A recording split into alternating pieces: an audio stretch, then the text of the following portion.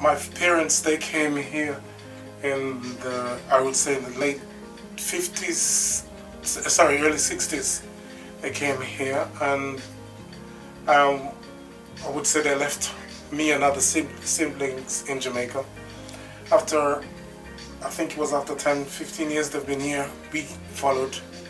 And so what happened when I came here, I went to school in Mosside, Burley High School.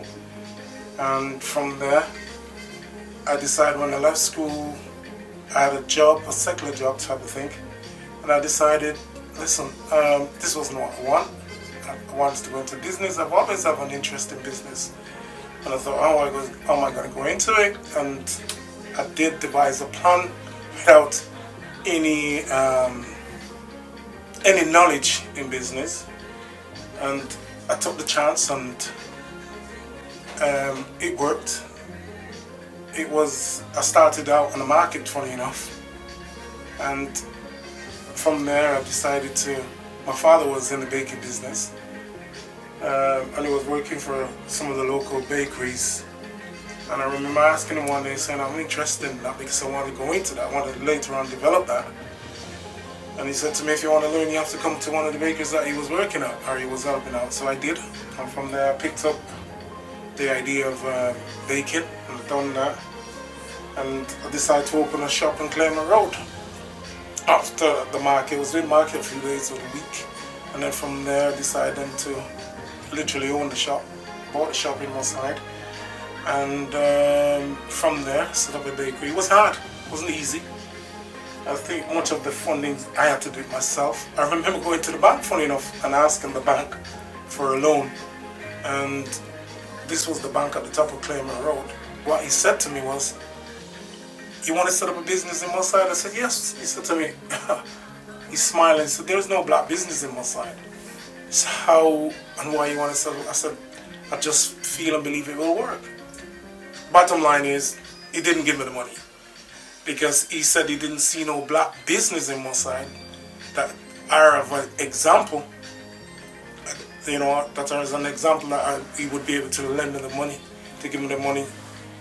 What he's basically saying, because there is no other black business in Mosside, he can't see an example of a black business to justify him giving me the money. He didn't. And I was, funny enough, I was speaking to a friend of mine who was in insurance business, and I told him about it. I said, I want to set up in Mosside, I want to come to Claymont Road, because there's a building on Claymont Road that I see, and I want to own the building rather than renting it. And funny enough, I went to the guy, there was no sales sign on the building, and I just asked the gentleman who had it. It was a young couple actually. And I asked them if they were selling, because they weren't using the shops. It was an ex-cafe, but you can tell the shop wasn't occupied. And they said, oh yes, we want to sell it. And what happened, I told my friend, and he had a friend in Liverpool who was working in the bank. And the friend in Liverpool rang me and asked me about it, and I said, yes, I'm interested in it. And he repeats himself, do you really want to open up a business in Mosside? And at the time, Mosside was very hot. There was a lot of things going on in the 90s, you know, in the 80s and 90s. So he came down, he looked on the building, he didn't stop, he just looked from his car and drove off and drove back to Liverpool. And then he came and he asked me again, do you really want it? I said, yes. And he made it happen. And I eventually got the business, the building, and I set up the bakery business from there.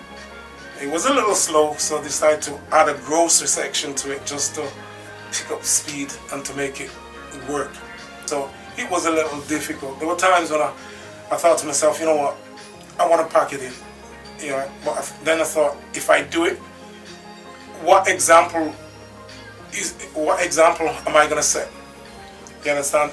Especially with the bank manager telling me that there is no black business in Mosside, and he weren't able to give me the money because there was no black business there.